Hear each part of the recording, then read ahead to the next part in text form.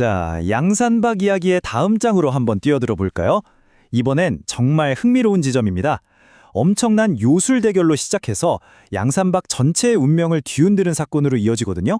이야기는 망탕산이라는 곳에서 시작됩니다. 여기서 양산박은 정말 이제까지와는 차원이 다른 적을 만나요. 그냥 힘만 센 게 아니라 아예 비바람을 부르고 산을 움직이는 말 그대로 자연의 힘을 다루는 자들과 맞붙게 된 거죠. 그러니까 늘 칼과 창으로 싸우고 전략으로 승부하던 양산박 군대한테는 이게 정말 당황스러운 상황인 거죠. 이 산을 지키는 말도 안 되는 요술 앞에서 그냥 아무것도 못하고 멈춰서게 된 겁니다. 네, 이 망탕산의 두령이 한 명이 아니에요. 보시면 아시겠지만 완전 드림팀이죠. 강력한 요술사인 혼세마왕 번설을 필두로 해서 방패를 든 용맹한 전사 항충, 그리고 날렵하게 창을 던지는 이곤까지 이 세 명이 뭉쳐 있는데 특히 번설의 흑마술 때문에 이들은 거의 무적에 가까운 상대였습니다. 상황이 어떠냐면요. 양산박이 공격을 하면 검은 바람이 불어닥치고 막 헛것으로 만들어낸 맹수들이 나타나서 공격을 다 삼켜버리는 거예요. 이러니 병사들 사기는 말 그대로 땅에 떨어질 수밖에 없었죠. 정말 오랜만에 양산박이 제대로 된 위기를 맞은 겁니다. 하지만 요술에는 요술로 맞서는 법이죠. 그쵸? 강철과 전술에 통하지 않는다면 다른 카드를 꺼내야 합니다. 바로 이때 양산박이 숨겨둔 비장의 카드, 신비로운 힘을 다루는 전략가가 등장합니다.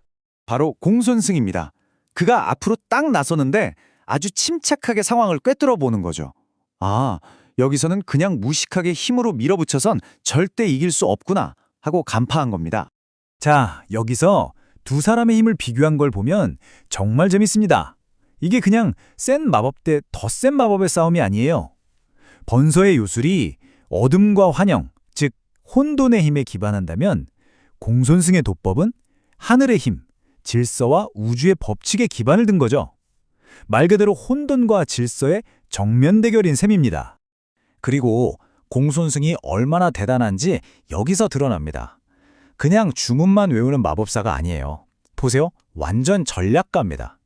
첫째, 적의 요술이 어떤 건지 정확히 분석하고요. 둘째, 오래천심정법이라는 강력한 도법으로 환수를 깨붓습니다. 그리고 마지막, 이게 핵심인데 바로 함정을 파죠. 삼국지에 제갈량이 섰다는 그 유명한 팔진도를 응용해서 적들이 절대 빠져나올 수 없는 진법을 펼쳐버립니다. 이건 단순한 요술 대결이 아니라 지략 대결인 거죠. 그러자 어떻게 됐을까요? 그 무시무시하던 검은 바람이 싹 거치고 헛것이던 맹수들도 사라져버립니다. 그리고 번서와 그 부하들은 순식간에 자신들이 빠져나갈 수 없는 미로 같은 진법 안에 갇혔다는 걸 깨닫게 되죠. 완전히 혼란에 빠진 겁니다. 결국 압도적인 힘의 차이 앞에 망탕산의 새 두령은 무릎을 꿇습니다. 그런데요, 그들을 진짜로 굴복시킨 건 공손승의 도법만이 아니었어요. 패배한 그들을 처단하는 대신 오히려 그 능력을 높이 사서 받아들인 송강의 아량이었죠. 이렇게 또 세 명의 강력한 호걸이 양산박의 식구가 됩니다. 자, 이렇게 또 한 번의 멋진 승리를 거뒀습니다. 양산박의 힘은 정말 날이 갈수록 강해지고 있어요. 심지어 요술사까지 동료로 만들었으니 이 순간만큼은 정말 미래가 창창해 보였겠죠. 그 누구도 그 무엇도 양산박을 막을 수 없을 것 같았습니다. 그런데 말이죠. 이 수호지라는 이야기가 늘 그렇잖아요. 가장 빛나는 순간에 운명은 꼭 가장 잔인한 반전을 준비해두고 있습니다. 그 찬란했던 승리의 기쁨은 정말 순식간에 사라집니다. 단경주라는 직업이 말도둑인 인물이 나타나면서 모든 게 꼬이기 시작하죠.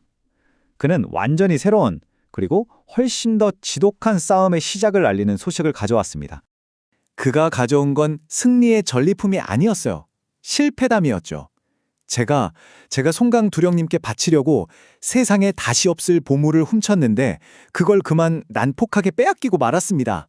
그 전설의 명마가 사라졌습니다. 라고 보고하는 거죠.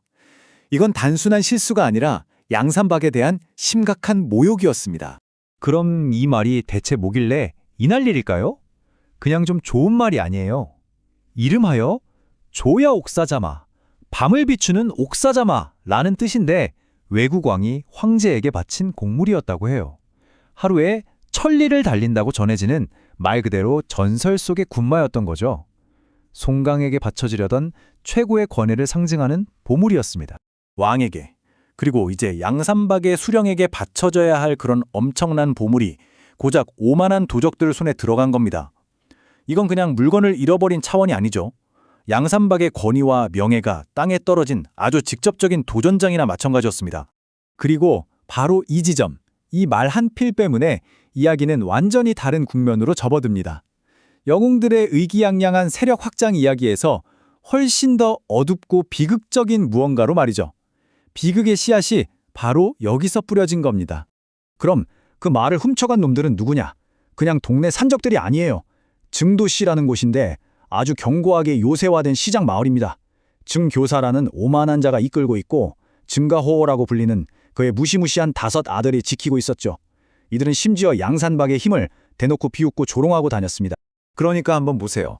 방금 전까지만 해도 요술사를 꺾는 환상적인 승리에 모두가 기뻐하고 있었는데 순식간에 아주 치명적이고 지독한 불화의 현실과 마주하게 된 겁니다. 정말 중요한 건 이 사소해 보이는 말 한 필 도둑맞은 사건이 나비 효과처럼 번져서 결국 양산박 전체를 거대한 비극으로 몰고 가는 연쇄 반응을 일으키게 된다는 점입니다. 참 아이러니하죠. 영웅의 운명을 결정하는 게 과연 뭘까요? 요술사와의 그 화려하고 거대한 전투였을까요? 아니면 보잘것없어 보이는 말 한 필을 도둑맞은 사건이었을까요? 때로는 가장 작은 사건이 가장 큰 비극을 불러온다는 것을 이 이야기는 우리에게 보여주고 있습니다.